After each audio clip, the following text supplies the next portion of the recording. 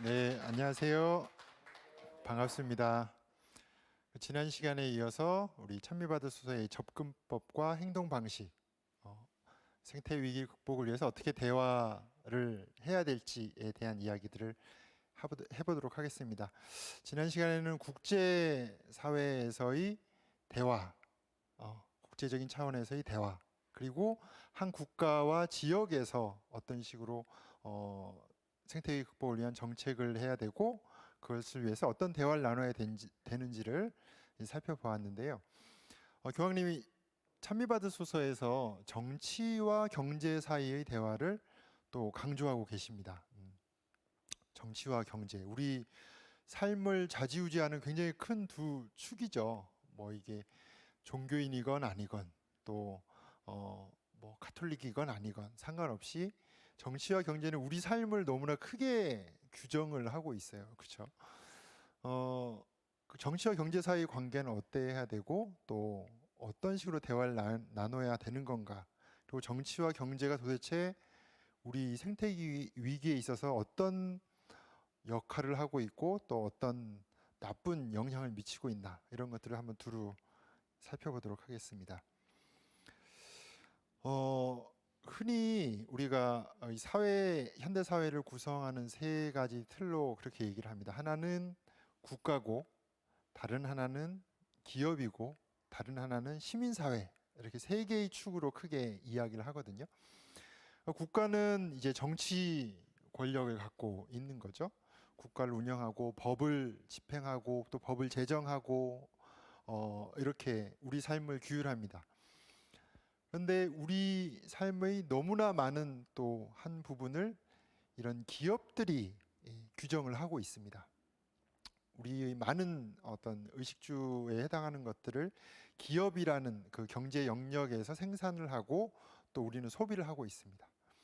또 다른 한 축인 이제 시민사회는 그 국가의 권력과 또 자본의 권력과 독립돼서 자율적인 어떤 영역으로서 우리 시민들 스스로의 삶을 만들어 나가는 것들이 아마 우리 시민사회 또 시민 권력일 텐데요. 이 정치 권력과 경제 권력 이 중에서 예전에는 정말 뭐 기업들을 정치 소위 이제 독재 정권 시절에는 마음대로 하기도 하고 막 불러다가 뭐 기업들로부터 돈을 받기도 하고 이런 부정부패도 저질렀는데 어느 순간부터는 때로는 이런 생각이 들 때가 있어요. 오히려 기업이 더 힘이 센 게 아닌가. 기업에 의해서 정부가 좌지우지 되는 게 아닌가. 이런 생각이 들 때도 있습니다. 그런 말 하잖아요. 이렇게 대기업 회장님은 대를 이어서 계속 이어지지만 대통령은 5년이면 바뀐다고 국회의원도 4년이면 바뀐다고 얘기를 합니다. 그만큼 우리 현대 자본주의 사회에서는 기업의 힘이 굉장히 막강해지고 있는데요. 그러다 보니 생태 위기, 기후 위기에 있어서도 기업이 그 책임도 매우 커진다고 할 수 있습니다. 이 숫자들은 무엇이냐면 전 세계에서 가장 큰 100개의 화석연료 관련된 기업들을 가르칩니다. 석유회사, 석탄회사 이런 것들, 화석연료를 채굴해서 유통하고 판매하고 그걸 통해서 이윤을 얻는 회사들입니다. 가장 많은 생산을 하는 100개의 회사들을 뽑아봤어요. 그랬더니 이 100개의 회사가 내뿜는 온실가스가 923 빌리언입니다. 빌리언이면 영어로 10억이죠. 그러면은 10억, 100억, 1000억, 9230억 톤을 배출하는 겁니다. 자, 이렇게 하면은 잘 다가오지가 않죠. 도대체 이 양이 얼마나 되는지. 그래서 옆에 이제 퍼센테이지가 있습니다. 52% 절반가량이 됩니다.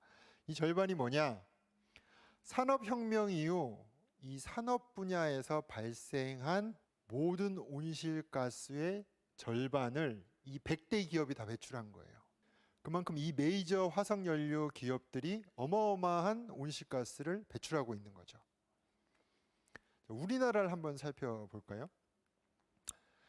우리나라에도 뭐 각 분야에서 온실가스를 배출합니다. 사실 농사를 지으면서도 온실가스가 배출되기도 하고요. 우리가 일상 가정에서 사용하는 여러 가지 이 에너지를 통해서도 배출이 됩니다. 자동차를 몰아도 온실가스가 배출이 되죠. 근데 아주 크게 배출되는 그 부분은 바로 에너지 생산과 산업 부분입니다. 공장을 돌리면서 배출되는 이 온실가스가 상당하죠.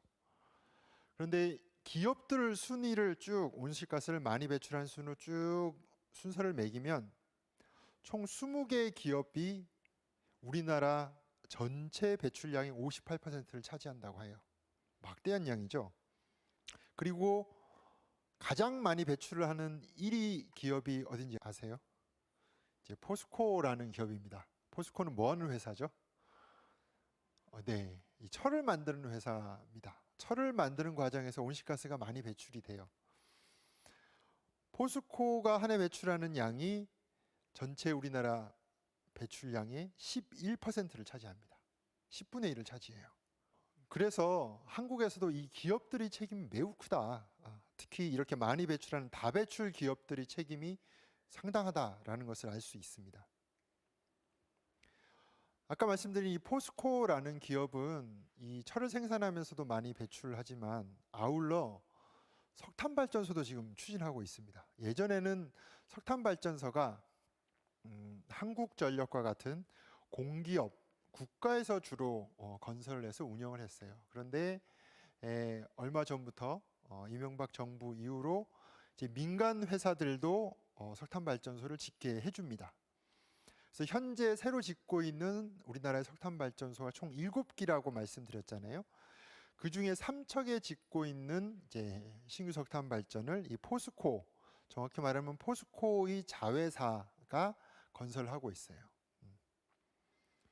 그래서 이 지역의 3척 지역 주민들이 굉장히 우려가 크십니다. 석탄 발전은 기후 변화의 원인이기도 하고 미세먼지 가장 큰 원인이기도 해요. 그러다 보니 석탄 발전이 위치해 있는 주변의 주민들은 발병률도 높고요, 건강에도 굉장히 안 좋고 조기 사망률도 높습니다. 그래서 이것이 건설되면은 삼척의 주민들은 또 강원도 인근 주변 주민들은 건강도 더 나빠질 수 있고요, 미세먼지도 더 많이 들여 마실 수 있고 그렇겠죠. 그러다 보니 이제 주민들이 반대를 많이 하시고요. 그래서 저희 이제 서울에 있는 환경단체 또 전국 각지에 있는 이제 시민사회가 함께 이제 싸우고 있습니다. 그래서 지금이라도 석탄 발전을 중단하는 것이 맞다. 왜냐하면 삼척에 있는 이 석탄 발전은 7기의 석탄 발전 중에서 가장 이 공사 진척이 가장 낮은 발전소예요. 그래서 한 30% 정도 아직 뭐 제대로 된 어떤 건물이나 발전소가 이제 올라가진 않은 상황이고 이제 바다 쪽, 이제 하역부두 쪽 건설하고 있고 공사 부지 이제 건설하고 있습니다. 근데 이 건설 과정에서 굉장히 많은 문제가 발생되고 있어요.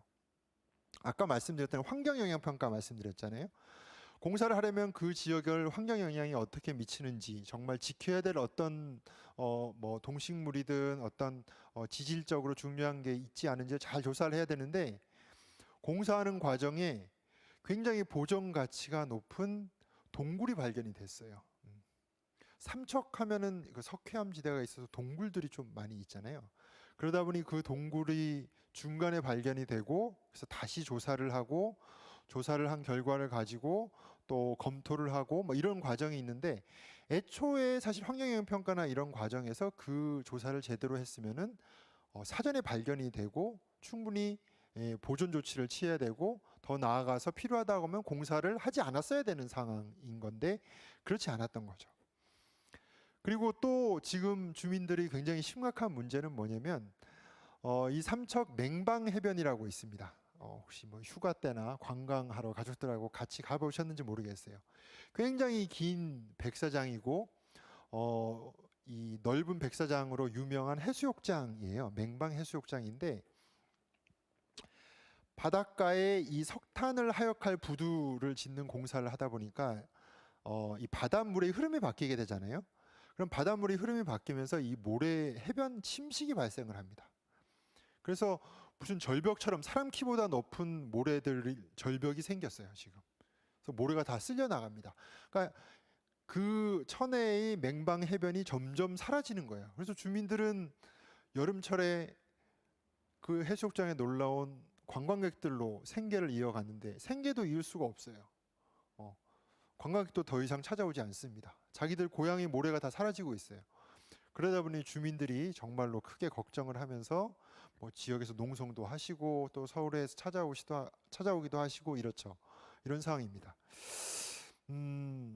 이 사진이 바로 그 맹방 해변에서 찍은 사진입니다. 네. 그래서 이런 많은 계속 공사 과정에서도 논란이 발생하고 있다라는 거고요. 자, 경제 정책과 이 환경의 영향은 이제 서로 긴밀하게 맞닿아 있습니다. 우리나라에서 한국판 뉴딜이라는 것을 발표를 했죠. 코로나 때문에 경제가 너무 어려운 상황입니다. 그래서 한국판 뉴딜을 진행을 하겠다라고 정부가 얘기를 했는데요. 뉴딜이 뭔지 아시나요? 뉴딜의 시초가 어느 나라일까요? 뉴딜, 왠지 영어 같죠? 영어니까 미국 아니면 영국? 그럴 것 같아요. 네, 미국입니다. 미국.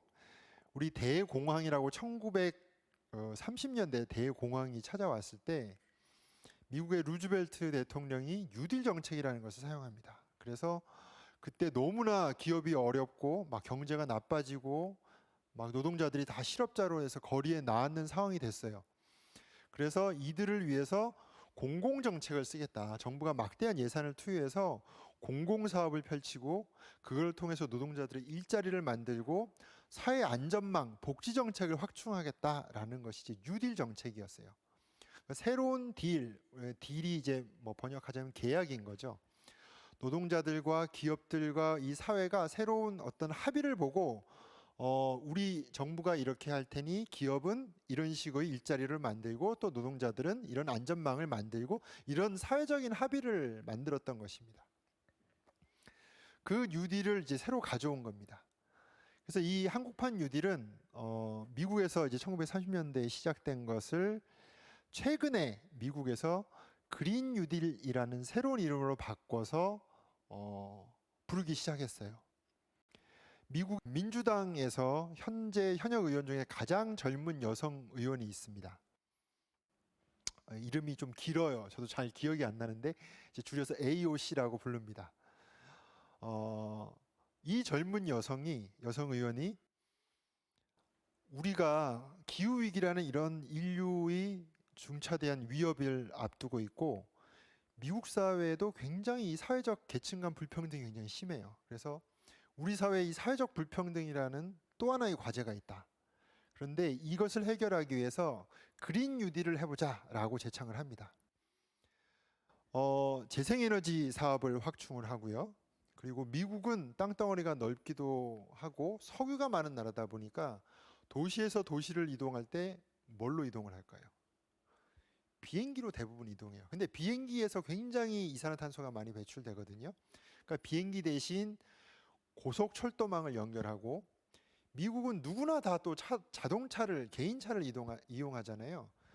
그런 개인차보다는 대중교통을 확충하고 또 농업도 이제 온실가스를 많이 배출하지 않는 다른 식의 먹거리 생산의 농업 체계를 갖추고 생태계를 보존하고 이런 여러 가지 플랜을 갖고서 거기에 정부의 예산을 투여하겠다. 그래서 생태 위기와 이런 기후 변화를 막겠다. 그것과 더불어 이 사업을 통해서 일자리를 만들어서 지금 어려운 노동자들과 농민들을 보호해서 이런 사회 불평등을 해소하겠다라는 야심찬 계획을 발표하거든요. 근데 이거를 미국 민주당이 대통령 선거 공약으로 받아들입니다. 그래서 현재 미국 민주당의 대선 공약 중에 이제 그린 뉴딜이 들어가 있는 거예요. 그런데 반대쪽 우리 트럼프 대통령은 어떤 분일까요? 기후 변화를 아예 부정하시는 분이에요. 이분은 기후 변화란 건 없어, 거짓말이야, 이렇게 얘기하시는 분이에요. 그러면서 예전에 몇 년 전에 이 트위터를 날렸습니다. 이 트위터 좋아하시죠, 이분? 네. 트위터 이렇게 날렸어요. 그해 겨울 미국이 매우 추웠다고 해요. 그러면서 야, 날씨가 이렇게 추운데 무슨 지구가 더워진다고 그래? 다 뻥이야. 이렇게 트위터를 날렸어요. 자, 좀 상식적으로 납득이 안 되시죠? 우리 트럼프 대통령은 날씨와 기후를 구별 못 하시는 겁니다. 네. 날씨는 하루에도 우리는 10도씩 왔다 갔다 해요. 그죠? 여름에 덥고 겨울에 추워요. 이거는 날씨입니다. 날씨. 근데 기후는 30년 이상의 장기간의 변화예요. 그래서 기후가 변화한다. 지구 평균 온도가 1도가 오른다. 0.5도가 오른다. 이거는 우리 체온이 1도 오르는 거와 마찬가지예요. 우리 체온 36.5도인데 만일 37.5도다. 여러분 저기 오늘 이 교육 받으러 오시면서 체온 재셨을 때 37.5도면 어떻게 됐을까요? 아마 돌려보냈겠죠. 주최 측에서. 그리고 아마 그 전에 너무 아프셨을 거예요. 열이 나고 편찮으셔서 병원 이미 가셨을 거예요. 1도 우리 체온 1도 차이지만 그만큼 우리 건강과 우리 인체의 밸런스가 깨진 거죠. 지구 평균 온도도 마찬가지입니다. 1도만 오른 것이 1도 오른 것이 하찮은 게 아니라 지구 전체의 균형이 깨어진 거거든요. 그래서 기후와 날씨는 다르다. 근데 우리 현재 미국의 정말 세계 최강대국의 대통령이라고 하시는 분은 그걸 구분 못 하시고 기후 변화를 부정하고 계십니다. 그래서 파리 협정도 탈퇴하셨어요. 기후 변화 같은 건 없기 때문에 뭐 석유 펑펑 써도 된다고 생각하시는 분이에요. 그래서 미국의 대통령 선거가 어떻게 되느냐가 또 전 세계의 기후 변화에 또 막대한 영향을 미칩니다. 네. 자, 이렇게 약간 얘기가 흘렀는데 미국에서 이런 식으로 그린 뉴딜이라는 얘기가 되면서 이것이 유럽으로도 번지고 또 세계 각국에서 이제 논의가 되기 시작합니다. 그래서 우리 한국의 시민사회가 우리도 그린 뉴딜이 필요하다. 우리도 일자리를 만들고 사회 불평등을 해소하면서 기후 변화를 막기 위한 굉장히 적극적인 정책이 필요하다라고 해서 많은 요구를 했습니다. 그래서 지난 총선을 거치면서 일부 정당에서 그린 뉴딜을 이제 공약으로 채택을 했고요. 그러던 와중에 자, 코로나를 계기로 굉장히 지금 경제가 안 좋아져서 한국판 뉴딜을 하겠다라고 정부가 발표를 했는데 문재인 대통령께서 이 한국판 뉴딜 안에 그린 뉴딜을 검토하라고 지시를 하십니다. 그게 4월 달이었어요. 올해 4월 달. 그래서 4월 이게 그렇잖아요. 대통령이 한마디 하면 또 밑에서 공무원들이 열심히 또 뭘 준비를 해야 되잖아요. 근데 너무 갑작스럽게 대통령이 지시해서인지 사실 공무원들 또 청와대 관계자들이 그린 뉴딜이 뭔지 잘 몰라요. 네. 당시 기자들이 물어보니까 그렇게 답을 했대요. 녹색 성장하고 비슷한 겁니다. 예전에 이명박 대통령이 했던 녹색 성장, 뭐 4대강 사업하고 이랬던 거, 뭐 그런 거에 빗대서 말할 정도로 그린 뉴딜에 대한 이해가 굉장히 없었던 것 같아요. 그래서 급하게 이 그린 뉴딜을 만듭니다. 그래서 4월 달에 이제 한국판 뉴딜을 추진하겠다라는 대통령이 의사를 밝히시고 5월 달에 각 부처에 그린 뉴딜 관련 보고서를 작성해 봐라 이렇게 요청을 하세요. 자, 그리고서는 이제 6월 지나고 7월 달에 한국판 뉴딜 종합 계획을 발표하면서 이 안에 그린 뉴딜이 이제 포함이 돼서 발표가 됩니다. 자, 한국판 뉴딜을 보면 자, 이런 목표를 제시를 합니다. 선도 국가로 도약하는 대한민국으로 전환한다.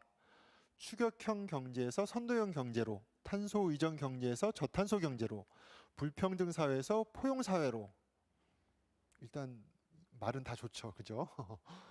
근데 이제 구체적인 내용을 들여다보면 2+1인데 하나는 디지털 뉴딜, 하나는 그린 뉴딜, 그리고 다른 하나는 안전망 강화입니다.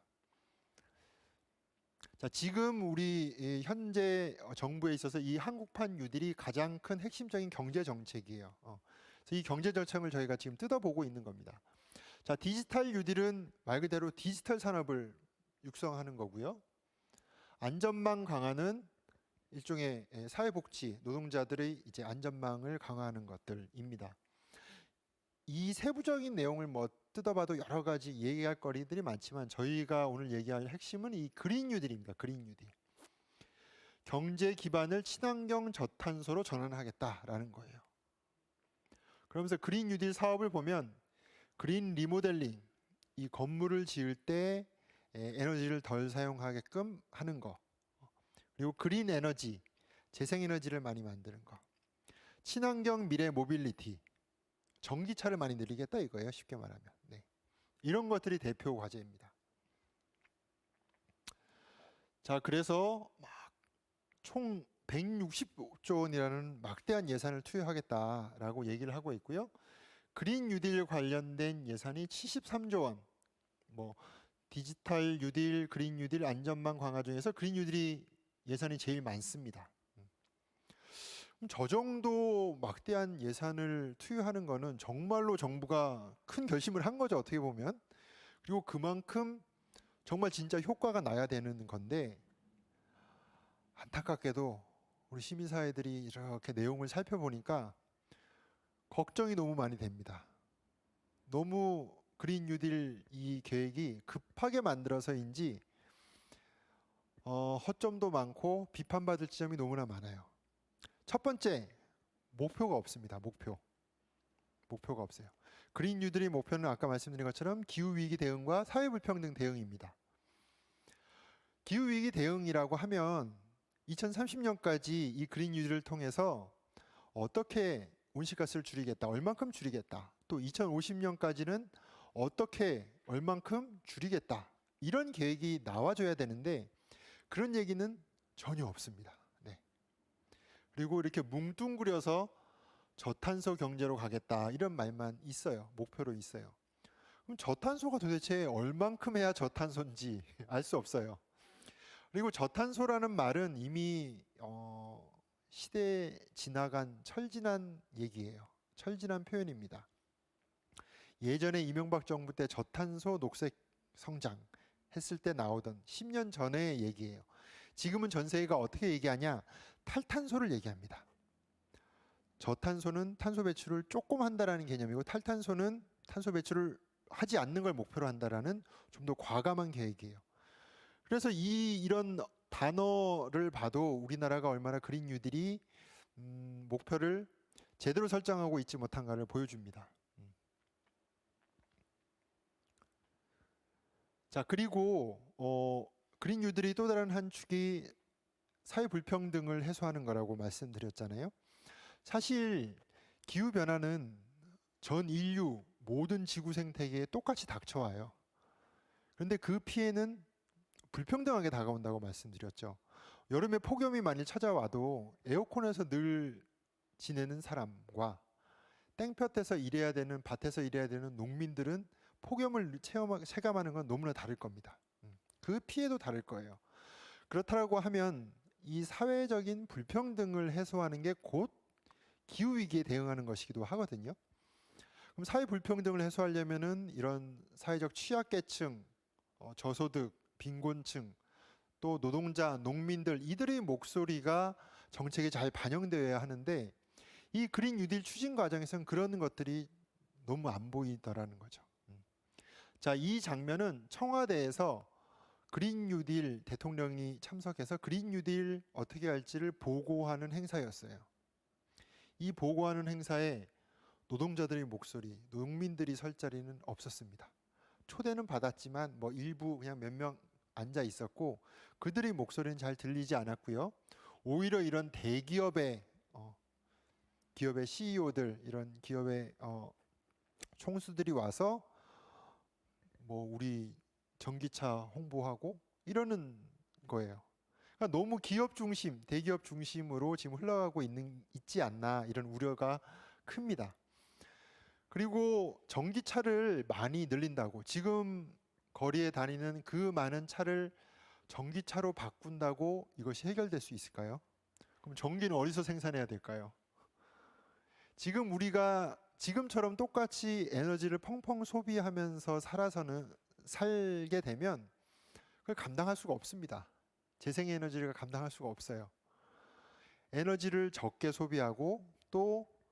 그냥 단순히 전기차를 많이 늘리는 게 아니라 대중교통을 늘려야 되는 거죠.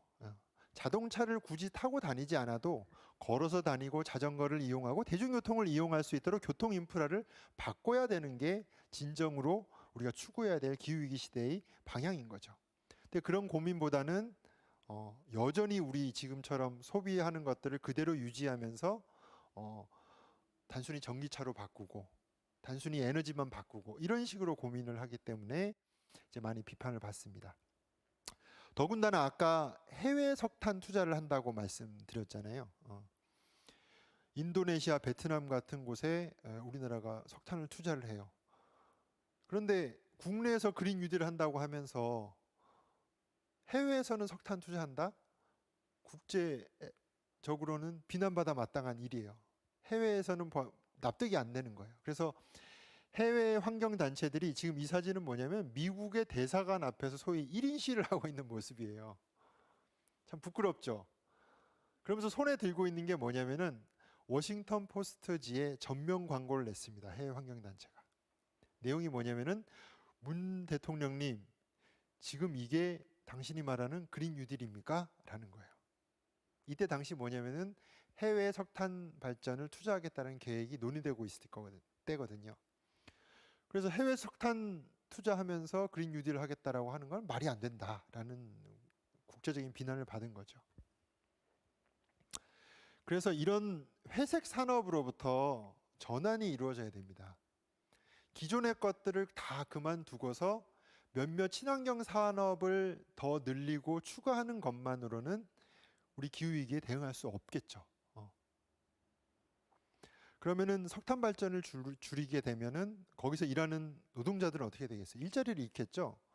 그러면 그들이 다른 데서 일할 수 있는 일자리를 마련해야 되고 그 지역 주민의 또 상권이 죽을 수 있으니까 지역 주민들을 또 지원할 수 있는 대책을 마련해야 됩니다. 이렇게 체계적으로 우리가 기후 위기 시대에 맞는 전환을 해 나가는 게 사실 그린 뉴딜이고 앞으로 기후 위기 시대의 경제 정책의 핵심입니다.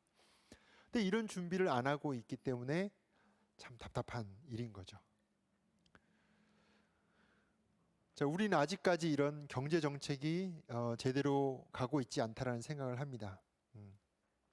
이런 비판은 단순히 시민사회 또는 뭐 저와 같은 환경단체 활동가들만의 비판이 아니고요.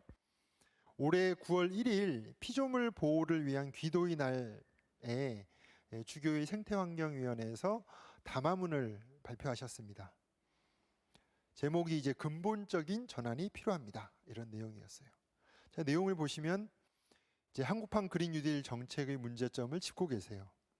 그러면서 이 정책 어디에도 2030년 탄소 배출 50% 감축, 2050년 배출 제로를 목표로 한 국제적 합의를 실천하려는 계획이나 의지가 보이지 않습니다. 그리고 그린 뉴딜에는 지구 생명체에 대한 경외심과 존중은 보이지 않고 오로지 에너지와 환경 정책을 상품으로 삼아 경제적 경쟁력을 확보하려는 녹색 성장 중심주의만 있을 뿐입니다. 이렇게 비판을 하고 계세요.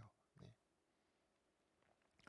자, 기후 위기가 발생한 건 또 지금의 생태 위기가 발생한 거는 사실 우리가 경제 성장을 최고의 가치로 뒀기 때문에 발생한 거라고 볼 수가 있습니다. 경제 성장을 위하면 환경쯤이야 희생해도 되고 뭐 지역 주민들이야 희생해도 되고 피해를 받아도 상관없다라는 식의 사고, 그리고 경제 성장을 위해서라면은 뭐 석탄, 석유, 화석 연료 뭐 지구가 뜨거워져도 우리 얼마든지 펑펑 쓸 수 있어라고 했던 그런 경제 시스템이 바로 원인인 거죠. 그러면 경제 성장을 제1의 가치로 놨던 그 사고를 바꿔야 됩니다. 그런 시스템을 바꿔야 되는 거죠. 우리 시민들의 안전과 생명, 지구 생태계 이런 것들이 더 중요하다라는 생각을 해야 되는데 그런 사고의 전환보다는 여전히 이런 우리 현재의 그린 뉴딜 안에는 그냥 환경이라는 이름을 붙인 어떤 사업들로 여전히 경제 성장을 추진하려는 것으로 보인다라는 비판인 거죠. 자, 그린 뉴딜을 중심으로 말씀드렸는데 우리 기업들이 일으키는 또 다른 환경 피해 문제로서 최근에 이 사건을 지적하지 않을 수가 없습니다. 가습기 살균제 참사 다 들어보셨죠? 네. 뭐 혹자는 안방의 세월호 참사였다라고 말할 정도로 정말 아무도 모르게 수많은 어린이와 수많은 우리 선량한 시민들이 죽어갔죠. 그리고 지금도 건강의 피해를 받아서 고통을 받고 있고요. 자, 가습기 살균제는 혹시 여기 있는 분도 모르고서 사용하신 분이 있으실지도 모르겠어요. 가습기 이제 사용을 하는데 가습기에 곰팡이 같은 게 생길 수 있으니 곰팡이를 이걸 첨가하면 곰팡이를 없애줍니다. 깨끗하게 쓰실 수 있습니다. 이런 상품을 파니까 마트에서 사가지고 넣으신 거예요. 열심히 넣은 거죠. 그 가습기 살균제를 열심히 사용하시는 우리 부모님들이 이제 어린 아이들 자녀들이 죽거나 이런 가습기 살균제 때문에 고통을 겪고 있습니다. 이분들이 만나서 정말 가슴을 치면서 마음 아파하는 게 뭐냐면 나 때문에 이런 내 자식이 고통을 겪었다 생각하시는 거예요. 내가 가습기 살균제를 사서 내 손으로 넣었기 때문에. 참 그 부모님들은 자식들을 더 사랑하고 더 부지런하셨던 분이에요. 그렇죠? 부지런히 가습기를 깨끗하게 하기 위해서 이런 걸 넣으셨던 거죠. 근데 사실 이 참사의 책임은 다른 사람이 있죠. 그 부모님이 죄책감을 느낄 일이 아닌 거죠. 자, 이 옥시 또 SK케미컬 또 그것을 유통했던 롯데마트, 홈플러스 이런 데가 다 책임이 있는 기업들입니다. 그런데 정말 처음에 이런 문제 제기했을 때 발뺌을 했죠. 아주 외면을 했죠. 아무런 자기들과 상관없다. 우리는 몰랐다는 식으로 나왔지만 조사를 해보니 검찰에서도 또 조사를 하고 이렇게 수사를 해보니까 사실은 알고 있었다라는 것도 증거도 나왔고 알면서도 무책임하게 판매를 했던 거죠. 그래서 지금까지 한 작년 말까지 파악된 게 사망자만 1,400명이 넘습니다. 이런 어마어마한 참사가 어디 있겠어요. 그런데도 사실은 이 기업들이 책임자들은 굉장히 솜방망이 처벌만 받았어요. 그리고 이 사망자나 이 피해자들은 아직까지도 계속 늘어나고 있는 상황입니다. 우리 기업들의 책임이 얼마나 막중한지를 보여주는 겁니다. 또 다른 어떤 사건들을 한번 말씀드리겠는데요. 과거의 사건입니다. 옛날 80년대 신문의 한 조각인데요. 온도계 공장에서 일하던 15살 소년이 2달 만에 온도계에 들어가는 그 수은에 중독이 돼서 사망을 합니다. 이름이 이제 문송면이라는 청소년이었습니다. 그 공장에서 전혀 보호 조치가 없었던 거죠. 이런 순 중금속 중독으로부터 안전하게 일할 수 있는 환경이 전혀 아니었던 거죠. 자, 이 소년의 죽음 이후 각 이런 공장들을 비롯한 이 산업계 현장에서 이런 피해들을 호소하는 일들이 늘어나게 됩니다. 원진 레인온이라고 혹시 들어보셨나요? 네, 굉장히 큰 산업재해 사건입니다. 이것도 비슷한 80년대 시기에 이 원진 레이온이라는 곳에서 이황화탄소라는 이런 유독 물질이 나오는 기계를 놓고서 노동자들이 일을 했던 거죠. 근데 그것이 유독 물질인지조차도 몰랐어요. 사업주도 아무런 조치를 안 했습니다. 근데 여기서 일하던 사람들이 걷지를 못하게 되고 이상한 원인을 알 수 없는 병에 시달리는 거예요. 그런데 이제 살펴보니까 이런 공장에서 나온 물질 때문에 중독이 돼서 발생했더라. 언어장애, 팔다리 마비가 왔는데 정작 정부는 모른 척하고 아무런 조치도 취하지 않은 것들이 이제 언론을 통해서 알려진 거죠. 그래서 결국엔 그 피해자가 1,000여 명에 달했다는 것을 이제 확인이 됐습니다. 굉장히 큰 사건이었죠. 그런데 이 원진 레이온이라는 이 회사의 이 유해한 기계는 1961년에 일본으로부터 수입돼서 들어온 거예요. 자, 이런 문제가 발생하니까 원진 레이온은 1993년도에 폐업을 합니다. 공장 문을 닫아요. 그리고 이 기계를 중국으로 수출합니다. 굉장히 슬픈 일이죠. 일본이 이런 유독한 가스를 내뿜는 기계를 사용하지 않자 한국으로 수출합니다. 한국에서 사용하다 한국에서 문제가 되니까 중국으로 수출합니다. 이런 공해 산업이 점점 더 취약한 나라들로 돌려막기 하듯이 수출이 되고 있는 거예요.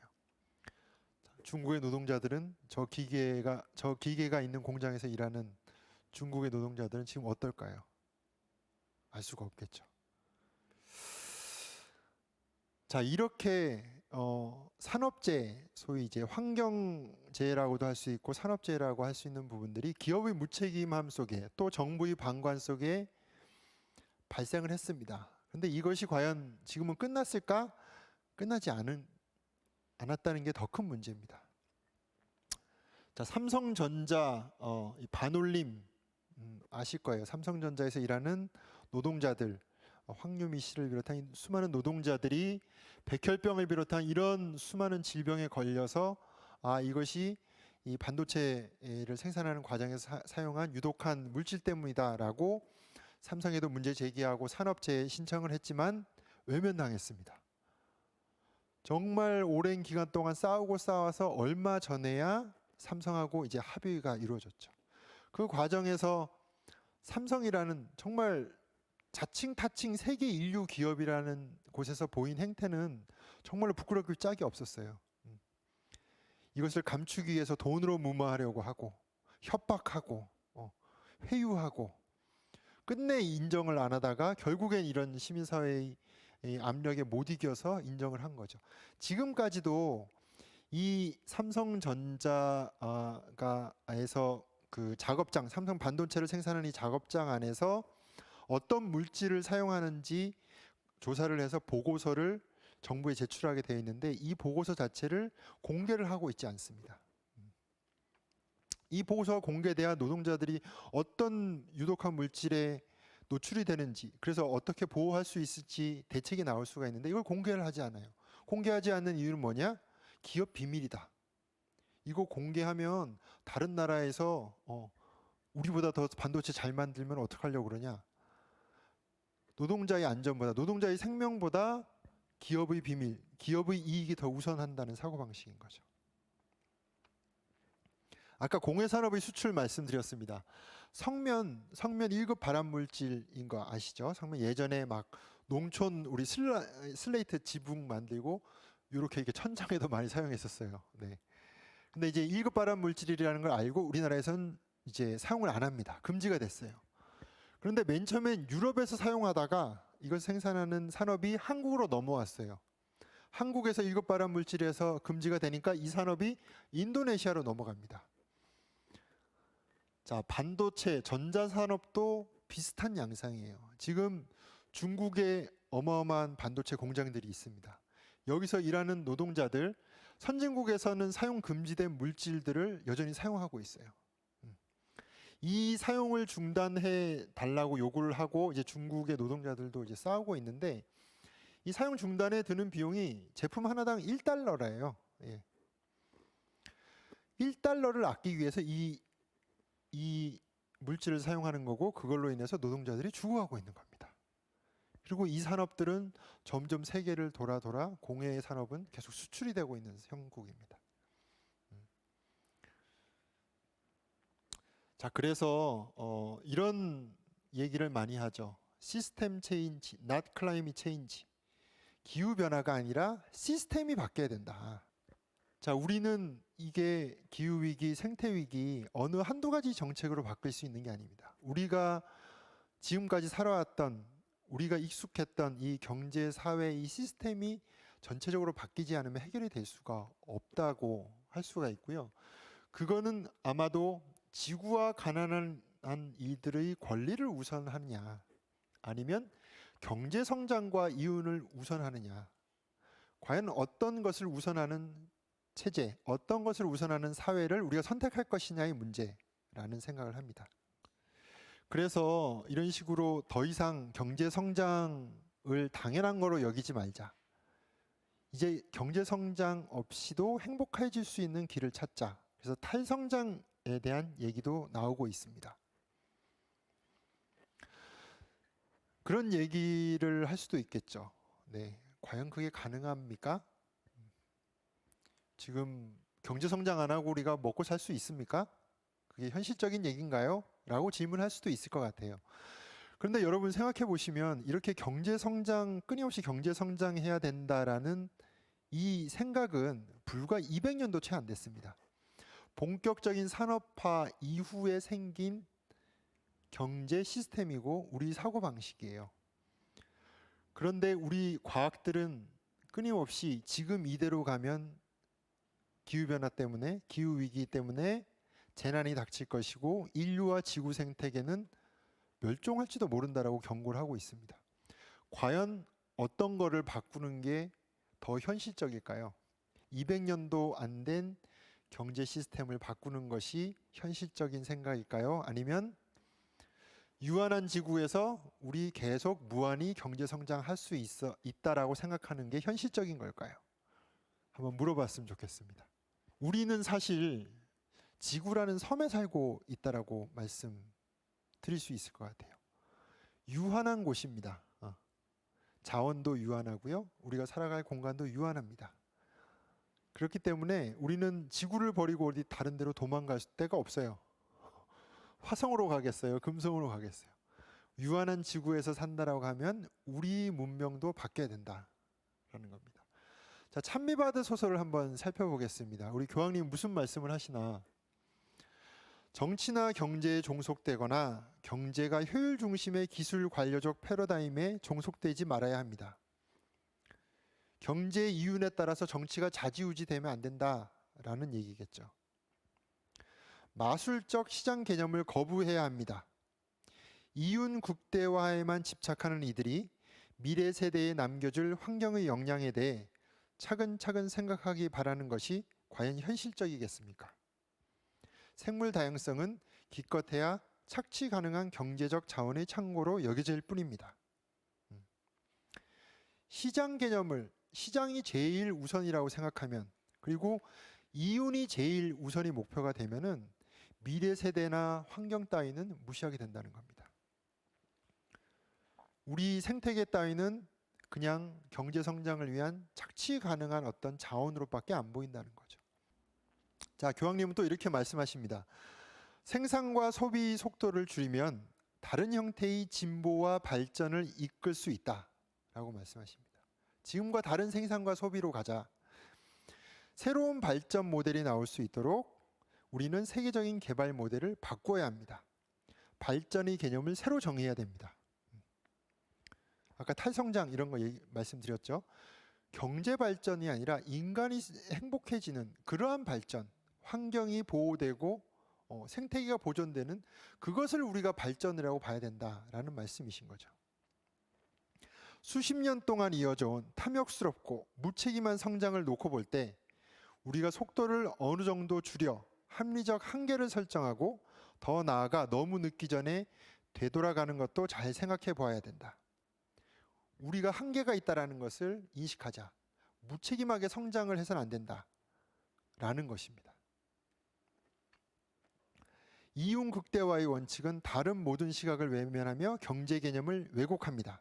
이는 생산이 늘기만 하면 미래 자원이나 환경의 건강을 희생시키는 것도 개의치 않습니다. 우리 기업들이 보이는 이런 행태를 지적하시는 거죠. 사회의 모든 분야에 존재하는 능력을 발전시키는 자유를 보장하면서도 또한 더 많은 권력을 지닌 이들이 공동선을 위하여 더 큰 책임을 지도록 하는 것입니다. 우리 개개인의 시민들의 실천도 굉장히 중요합니다. 그런데 더 많은 힘을 가진 정부와 기업이나 이런 곳에서 더 많은 책임을 져야 된다라는 것이죠. 현대 문화의 뿌리에 놓여 있는 논리를 문제 삼지 않고 생태를 피상적으로만 다루는 것은 충분하지 않다. 정말 우리 문명, 우리 사회의 뿌리를 잘 들여다봐야 된다. 그걸 바꿔야 된다. 이런 말씀인 것 같습니다. 자, 마지막으로 우리가 어떻게 실천할 수 있을지에 대한 말씀을 드리고자 합니다. 우리 시민사회, 우리 그리스도인, 우리 그리스도인도 시민사회의 일원이죠. 무엇을 할 수 있을까? 자, 찬미받으소서에서도 우리 시민사회의 노력과 실천의 중요성을 강조하십니다. 많은 시민사회단체들의 노력으로 이미 큰 발전을 이루어왔다. 시민들이 국가와 지역과 지자체의 정치적 권력을 통제하지 않으면 환경 피해를 막을 수가 없다라는 겁니다. 우리 시민들의 힘이 중요하다. 그래서 전 세계 많은 시민들이 이런 기후위기와 생태위기에 맞서 많은 운동을 전개하고 있습니다. 이건 영국의 모습인데요. 영국의 시민들이 자연사 박물관을 점거하고 이제 농성하고 있는 모습인데 굉장히 상징적인 행위입니다. 우리가 지금 당장 기후위기를 막지 못하면 우리도 이 박물관의 동물들처럼 멸종하고 말 거야, 이런 메시지를 전해주는 행동인 거죠. 자, 한국에서도 우리 여기 수녀님들 많이 나와 계시네요. 예. 작년 우리 9월 21일 전 세계 기후 파업 글로벌 기후 행동의 날에 한국에서도 이렇게 많은 종교인들 또 시민사회가 함께 목소리를 높였습니다. 포스코와 같은 이 기업의 각성을 촉구하는 우리 포스코 이제 사옥 앞에서 저희가 이런 퍼포먼스도 진행을 했고요. 또 올해도 이제 코로나 와중이지만 이렇게 비대면 온라인 집회를 진행하기도 했습니다. 여기 많은 이 신발들은 코로나 때문에 직접 못 오니까 대신 신발을 보내주신 시민들의 어떤 모습입니다. 우리 수녀님들도 많이 보내주셨어요. 네. 자, 우리가 이런 거대한 기후위기, 생태위기를 접하면 굉장히 답답하기도 하고 암울하기도 합니다. 그런데 미국의 정치학자가 전 세계에 그동안 역대 운동을 연구해 보니까 3.5%의 법칙이 있더라. 전 세계의 어떤 한 나라의 국민들, 시민들 중에 3.5%의 시민들이 참여하는 운동은 실패하지 않았다라는 연구 결과를 발표를 했어요. 그래서 이게 당시 언제 화제가 됐냐면은 박근혜 탄핵 촛불 집회 때. 그때 촛불 집회 때 나온 사람들이 3.5% 정도였다고 해요. 자, 그런데 참 재밌는 게 바닷물이 썩지가 않죠. 소금이 있기 때문에 썩지가 않아요. 전 세계 바닷물의 평균 염도가 3.5%라고 해요. 되게 재미있으면서도 굉장히 의미 깊은 것 같습니다. 자, 성경에도 너희가 세상의 소금이다라고 하시죠. 3.5%만 정말 세상의 소금의 역할을 하면 우리 기후위기, 생태위기 막을 수 있다는 생각을 합니다. 자, 제가 한번 찾아봤어요, 자료를. 자, 우리 가톨릭 교회의 국제사회의 대화에 있어서도 또 국내 지역사회의 대화에 있어서 정치 경제의 대화에 있어서 우리가 오늘 쭉 살펴본 여기에 대해서 큰 역할이 필요합니다. 전 세계적으로 인구의 17.7%, 3.5%도 훨씬 넘네요. 우리나라 한국의 10%가 넘습니다. 우리 그리스도인들이 앞장선다면은 아마 우리 세상이 달라질 수 있을 것이다. 생태위기 막을 수 있을 것이다. 라는 생각이 들고요. 올해부터 이제 내년까지 교황께서 찬미받으소서 특별 기념의 해로 선포를 하셨습니다. 아마 교황님이 마음이 급하셨던 것 같아요. 5년이 지났지만 찬미받으소서가 나온 지 5년이 지났음에도 별로 달라지는 게 없다 보니 마음이 답답하셨던 것 같아요. 그래서 그 안에는 지구의 부르짖음에 응답해라. 그래서 이런 것들을 해라. 또 가난한 이들의 부르짖음에 응답해서 이런 것들을 해야 된다. 또 생태 경제학을 위해서 이런 걸 해야 된다. 이런 아주 구체적인 제안들을 하고 계십니다. 그리고 올해 피조물 보호를 위한 기도의 날에 또 교황께서는 올해를 희년으로 선포하면 좋겠다. 그래서 희년의 정신에 따라 우리 생태계를 다시 회복할 수 있는 그런 시기로 삼자라고 제안을 하셨습니다. 그래서 정말 이제는 이 교황님의 제안처럼 근본적인 전환을 고민할 때가 됐다. 생각이 들고요. 교회 안에서도 이런 찬미받으소서 문헌을 비롯해서 교황님의 메시지 이런 것들을 적극적으로 실천한다고 하면 우리 아마 기후위기와 생태위기에 있어서 우리 그리스도인들이 할 수 있는 실천들이 더 많아지고 더 많은 역할을 할 수 있을 거란 생각이 듭니다. 자, 마무리를 하면서 우리 청소년, 한국에도 그레타 툰베리와 같이 이제 기후운동을 열심히 하는 청소년들이 있습니다. 이들이 청소년들이 거리에 나왔을 때 들었던 작은 이제 손피켓에 쓰여진 글입니다. 기후는 변하는데 우리는 안 변하나요?